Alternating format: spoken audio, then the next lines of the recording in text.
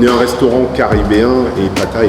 Enfin, nous, on habitait pendant 20 ans en Chine avant de venir en Thaï. Chose à faire, un avocat. On entend énormément d'histoires tout le temps en Thaïlande. Il est arrivé ceci à un tel ou je sais pas à qui. Alors, salut Ox, comment tu vas? Salut, ça va? Et toi, William? Bah très bien, je te remercie. Bienvenue sur la chaîne William Thai. Ben écoute, un plaisir. Plaisir partagé. Alors dis-moi Ox, est-ce que tu peux nous parler un petit peu de ton établissement?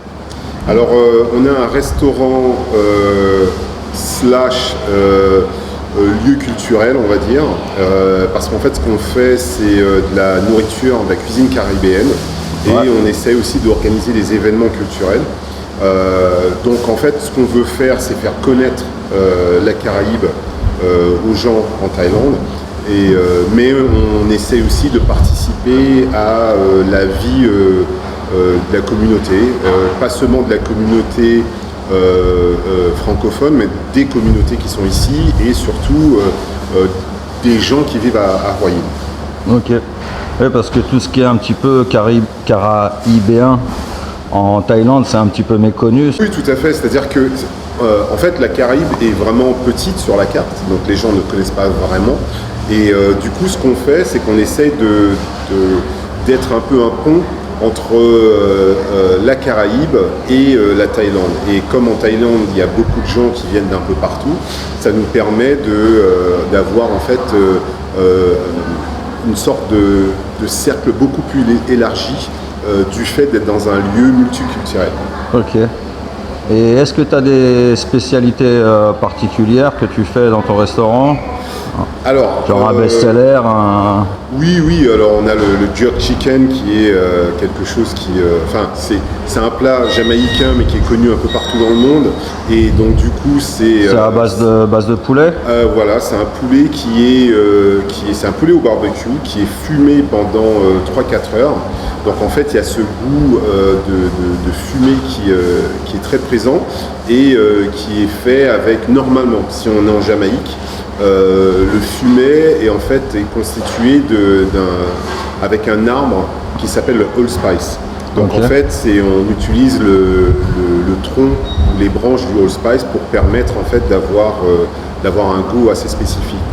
On a un petit rhum hors d'âge, d'arboussier, qui vient de Pointe-à-Pitre carrément.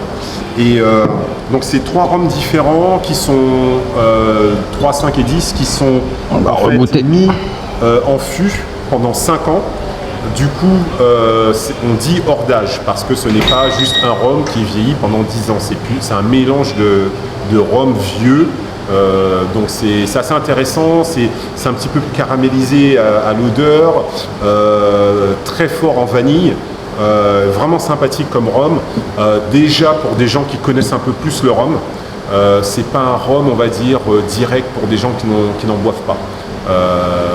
Parce que bon, voilà, c'est pas que c'est fort, oui c'est fort, mais c'est surtout que c'est un peu complexe. Ouais, c'est quoi, c'est 45? C'est 45. Ouais. Après, là par exemple... Ouais, c'est pas ce que tu as des rhums, c'est 50, 55, ça, 59. Ouais, ça c'est 59. Ah ouais. Et après tu as le 70, mais j'ai évité de le ramener parce que je me suis dit je vais me faire arrêter, si jamais je me fais arrêter à la douane. Ils vont me mettre en prison. Ouais. Non, ils vont le prendre, ils vont le boire. Tu vois, ça va être pour rigoler avec leurs potes. Bon bah la tienne, Ox. Ah, la tienne. Et celui-là que tu vas essayer tout à l'heure, celui-là alors c'est un différent, il est de Marie-Galante et celui-là c'est un 3 ans. Et c'est assez rigolo parce que en discutant avec la personne et tout, ça c'est 42. Donc c'est pas très... ouais, c'est bon. Hein. Très bon. Mais il est beaucoup plus accessible pour les gens qui découvrent le rhum. Et c'est un Perlaba. Alors Perlaba pour moi, c'est entre Perlaba et Biel, ce sont les 2 meilleurs rhums pour moi qui existent. Enfin les 2 meilleures distilleries parce qu'ils sont juste... Parce que c'est mon côté chauvin. Ouais. C'est un des rares trucs où je suis chauvin, mais quand on parle de c'est comme les Français du continent avec le vin, quoi. Ouais, mais moi, si on parle de Marie-Galante, mes parents viennent de Marie-Galante, je suis chauvin. C'est là où ils font tout est vraiment super bien fait, c'est très très campagne. Donc les choses sont faites vraiment comme si on était dans, je sais pas, dans le Berry ou je sais pas moi, dans la Drôme ou des trucs comme ça. Ouais, ouais. C'est vraiment, les gens, ils tiennent à leur... Alors, produits leur terroir. régionaux, ouais, c'est normal. Voilà. Donc voilà, ça Ah, tu c'est vas bien le en voir, plus de tu vas faire voir, découvrir les produits de chez soi. Bah ici on a On va ça, goûter et après, le on a troisième. pas mal de prémix. Donc en fait, pas mal de rhum qui sont Là, il faits, sent plus, il est plus doux à l'odeur. plus doux, ouais. Beaucoup plus doux, moins Ouais, la moins différence corsé. d'alcool aussi, ouais. Voilà. Et donc celui-là est beaucoup plus accessible. Si t'es pas un mec une personne qui connaît le rhum, ça c'est vachement plus, c'est une belle entrée en matière. Tu vois. Et, Ouais. Ouais, c'est beaucoup plus soft. voilà. Ça c'est plus, on va dire sympa pour quelqu'un qui connaît pas. Plus gentillet. Ouais, plus gentil. Voilà, c'est sûr que ouais, voilà, c'est le mot gentil. Super, nickel, je te remercie pour cette C'est dégustation. moi. Ben, venez picoler parce qu'ici on a du rhum et surtout on fait des rhums arrangés, du genre fruit de la passion avec de l'ananas, vanille et coconut, des trucs comme ça, donc c'est rigolo. Donc, Ouais, venez des petits vous faire trucs sympas, plaisir. quoi. Ouais, carrément. Et est-ce que tu fais aussi de la nourriture thaï ou en liquide? Non, pas du tout. Seulement caribéenne. Je veux dire, je suis en Thaïlande, il y a, à tous les coins de rue, il y a des restaurants thaïlandais, et il y a, je peux pas prétendre de faire de la nourriture thaïlandaise parce que c'est pas ce que je fais. Je préfère bosser sur ce que je fais à 100%. Et voilà, on est un restaurant caribéen et pas thaï. Si j'étais un restaurant thaï, oui, là je proposerais de la nourriture thaï. Ok. Et est-ce que ça n'a pas été trop compliqué pour toi, vu que tu n'es pas thaïlandais, que ta femme n'est pas thaïlandaise, d'ouvrir un restaurant en Thaïlande? Parce qu'il y a beaucoup de Français qui aimeraient ouvrir un restaurant en Thaïlande et ils se posent des questions par rapport à ça, si c'est compliqué ou pas.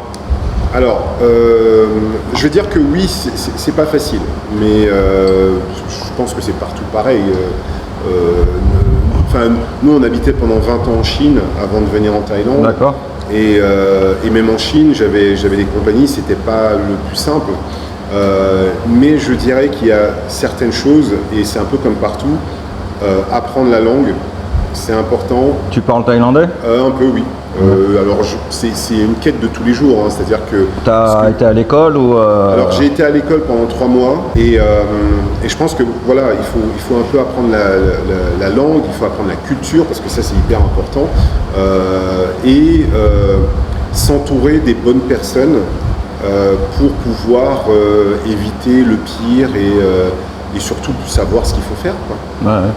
Et au niveau des lois, des documents... Première chose à faire, un avocat. Ouais. Ça, je sais pas si vous avez, je sais pas moi, 100 € et que l'avocat coûte 50 €, dépensez les 50 €. Franchement, c'est hyper important parce que sinon, on entend énormément d'histoires tout le temps en Thaïlande. Il est arrivé ceci à un tel ou je sais pas à qui, mais souvent c'est parce que soit les gens font des choses, on va dire, pas de la façon qu'il faudrait. Pas dans l'ordre. En essayant de passer malgré tout. Alors, être un Indiana Jones, c'est important, il n'y a pas de souci, mais je pense qu'il faut faire attention parce que, bon, après, le revers de bâton peut faire mal. Donc, se protéger parce que lorsqu'on fait ce genre de choses, on met pas mal d'économies en jeu. Donc, il vaut mieux, justement, bien se protéger et faire les choses correctement. Comme ça, après, il se passe des choses, mais au moins, on est protégé et tout ça, quoi. Et là, on est au Banana Ketchup à Hua Hin. Est-ce que c'est ton premier restaurant en Thaïlande ou est-ce que tu avais déjà ouvert un autre établissement auparavant? Alors, c'est mon premier restaurant en Thaïlande. En Chine, par contre, j'ai eu une boulangerie café, où on faisait des choses, on va dire, un petit peu plus craftées. Donc, ce qu'on fait ici, c'est craft. Sauf qu'en Chine, c'était beaucoup plus petit au départ. On avait une boulangerie où à la base, elle faisait 9 mètres carrés. Et après, à partir de là, on a grandi, on est devenu une plus grande boulangerie. Mais on faisait tout à la main, pas de machine, avec des trucs un peu rigolos, du genre du pain à la bière, du pain au vin jaune. Ou du pain aux champignons, des trucs comme ça. Donc c'était assez rigolo et intéressant à faire. Donc non, c'est pas mon premier rodéo, mais après j'ai bossé dans le catering, donc c'était un truc assez intéressant. Et là, vous êtes ouvert depuis combien de temps alors ça va faire 2 ans qu'on est ouvert. On est ouvert en plein Covid en fait, en se disant... t'as réussi à ouvrir t'as ouvert pendant la période du Covid. Ouais, après je me suis dit ça va pas durer en se disant mais si ça a duré. Ouais, ça a bien duré comme il fallait pas. Donc t'as fait quoi, un an de période Covid? Ouais, un an et quelques, 1 an et 2 mois à peu près de période Covid. Et après, quand les choses ont commencé à devenir, on va dire, il y a eu une période d'à peu près 6 mois où les choses, on allait à tâtons, où ça revenait petit à petit. Après, il y a une autre chose, c'est que, comme je dis, on est un restaurant caribéen, si on demande à la plupart des gens c'est où la Caraïbe, ils ne savent pas où c'est. Donc, étant the new kid on the block, on doit se faire connaître, on doit essayer de fidéliser les gens, de montrer aux gens ce qu'on peut faire et tout ça. Donc, belle aventure. D'accord. Et donc ça fait combien de temps que tu vis en Thaïlande? Parce que tu me disais que avant tu étais en Chine. Ça va faire 3 ans. 3 ans. Et par rapport à la Chine, qu'est-ce qui est différent au niveau de... C'est plus facile pour toi en Thaïlande ou en Chine? C'est plus facile en Chine. Plus facile en Chine? Ouais. Au niveau quoi? De la législation? Au niveau de la législation, elle est assez claire, même si l'ouverture il y a des choses qui ne sont pas... premièrement, les Chinois ont ce truc où, ils adorent manger, ça c'est un truc, et 2, c'est des gens hyper curieux. C'est-à-dire que demain, prenez une table, vous la mettez dans la rue, et vous vendez 4 clopinettes. Ils vont venir goûter les clopinettes. Je sais pas, vous vendez... mais façon de parler. Ouais, voilà, 4 conneries, quoi. Ouais. Ou je sais pas, un morceau de pain avec du jambon dedans. Ouais. Il va y avoir 3 ou 4 personnes qui vont s'arrêter, mais 500. D'accord. Et c'est parce que les gens se disent, mais qu'est-ce que c'est que ça et tout ça. Donc les gens ont ce côté très curieux. Et ils essayent assez facilement des choses. C'est vrai que les Thaïlandais sont curieux, mais pas pour la nourriture. Enfin, pour la nourriture, ils sont plus frileux. Quand c'est pas thaï, ils ont du mal. Ouais. Ils regardent, ils essayent, mais ils sont un petit peu plus, on va dire, prudents. Voilà, ils sont un peu plus prudents. Je veux dire, c'est plus simple en Chine de ce fait-là. Après, il y a le fait que je parle chinois comme il faut, donc ça m'aide. Tu parles mieux le chinois que le thaïlandais. Et après, il y a aussi le fait que en Chine, ce qui est bien, c'est au niveau du staff. Ici, les gens sont des bosseurs, il n'y a pas de souci. Mais il est vrai que... moins facile à gérer. C'est pas que c'est pas facile, c'est que c'est différent. Et comme je suis peut-être pas encore habitué à quel niveau tu trouves que c'est différent dans leur personnalité ou voilà, j'ai envie de dire que c'est un petit peu plus compliqué parce que moi je suis nouveau, du coup je connais pas les codes, les us et coutumes et donc du coup même en essayant d'être le plus respectueux possible, des fois, après il y a aussi on appelle ça c'est le genre de métier aussi qui veut ça, où les gens vont et viennent et tout ça. Mais j'ai trouvé que c'était pas facile ou moins facile ici au niveau du staff. Du management. Voilà. Donc je bosse encore sur le management pour arriver à avoir quelque chose de correct et que tout le monde soit content de part et d'autre. Et est-ce que tu as eu des difficultés particulières pour justement ouvrir ton établissement, pour te faire connaître, Alors, il y a une chose, c'est que moi, je m'attelle vraiment à bosser sur la bouffe et sur la qualité de ce qu'on propose aux gens. Malheureusement, je n'ai pas forcément le temps d'être sur Facebook, d'être sur Internet. Au niveau de la communication, et c'est hyper important. Maintenant, je veux dire, c'est beaucoup plus important quelque part que la nourriture qu'on propose ou l'expérience qu'on propose. Parce que il suffit de regarder, il y a énormément d'endroits où c'est pas forcément différent ou intéressant ou quoi que ce soit, mais il est hyper important de communiquer et nous c'est vraiment un truc qui pêche, c'est-à-dire que on s'y met. Mais la communication, il faut vraiment avoir le temps, dédier vraiment beaucoup de temps à cela. Et encore plus maintenant du fait des réseaux sociaux. Ok. Et sinon, par rapport à toi, à ta vie personnelle en Thaïlande, tu t'y plais à Hua Hin, oui, carrément. Pour moi, le plus important, c'est toujours d'être dans une ville où il y a la mer. J'ai grandi à côté de la mer, donc pour moi, c'est assez important. C'est le côté de se dire, je peux toujours partir. Je peux prendre un bateau et m'échapper ou même me vider la tête assez facilement. Et après, il y a le fait d'aller se poser devant la mer. Moi, c'est hyper thérapeutique. C'est sûr que c'est... Donc oui, ça me plaît du fait qu'il y ait la mer d'un côté, qu'il y ait les montagnes de l'autre. Et qu'après les gens sont hyper sympas, quoi. Les gens en Thaïlande sont géniaux, ils sont souriants, ils sont toujours en train de déconner, donc ça me rappelle un peu la Guadeloupe, le fait que les gens sont tout le temps en train de faire des blagues. Moi c'est des bons vivants. C'est des très bons vivants. Des gens souriants, agréables. Et je pense que c'est hyper important. Et là, moi, en fait, je suis content parce que ça ne fait que 3 ans que je suis ici, donc c'est comme si j'avais 3 ans.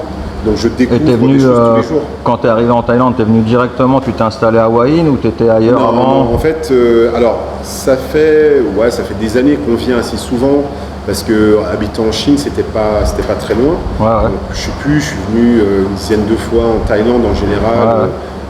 Avant de vraiment... tu appréciais déjà le pays pour son cadre. Exactement. Par contre, ce qui s'est passé, c'est qu'on était d'abord à Bangkok. Donc à la base, on devrait ouvrir le restaurant à Bangkok. Et le Covid a fait que ça s'est pas fait. En fait, ça s'est arrêté. Et on avait des potes qui habitaient à Hua Hin et ils nous ont dit non mais venez, c'est sympa ici, vous avez la plage, on peut aller venir comme on veut. C'est beaucoup moins stressant que Bangkok. Exactement. Donc on est venu, je sais plus, 3 fois. La 3e fois on s'est dit ouais non, c'est bon, on va rester. Et c'était quand même, enfin je veux dire, la période du Covid était tellement plus agréable ici qu'à Bangkok. C'est sûr. À Bangkok, tu es enfermé dans un building. Il n'y a pas la mer juste à portée de doigt, on ne peut pas aller se faire une marche à la montagne. Il n'y a pas la pollution. Il y avait beaucoup moins de pollution, mine de rien. C'était juste, il y avait ce stress. Et le stress n'était pas, il était beaucoup moins présent ici. Et tu penses par rapport à ton activité, est-ce que Bangkok ou ici, ça a un gros impact, ça aurait été différent par rapport au business, je veux parler.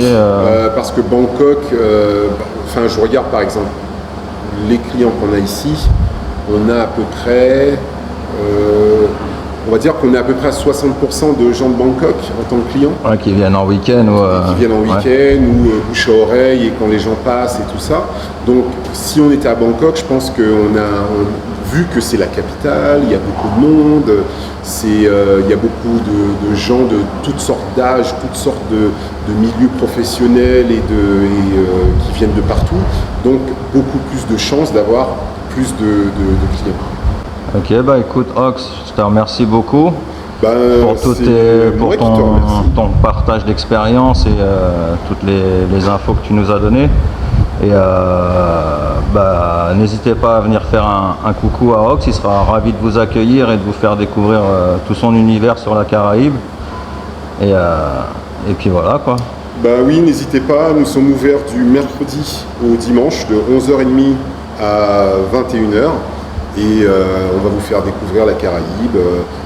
Il y aura de la musique caribéenne et pas que, parce que ce qui est intéressant avec la musique caribéenne, c'est que, et lorsqu'on va à la Caraïbe, c'est qu'il y a toutes sortes de musiques qui sont tout le temps en train d'être jouées. On vous fera goûter des plats, on discutera, on passera un bon moment. De toute façon, je vous mets l'adresse dans la description de la vidéo. Et toutes les informations concernant le banana ketchup à Hua Hin. Et je vous remercie d'avoir suivi cette vidéo et à très bientôt. À très bientôt. Allez, bye. Merci. Ciao, ciao. Salut Ox.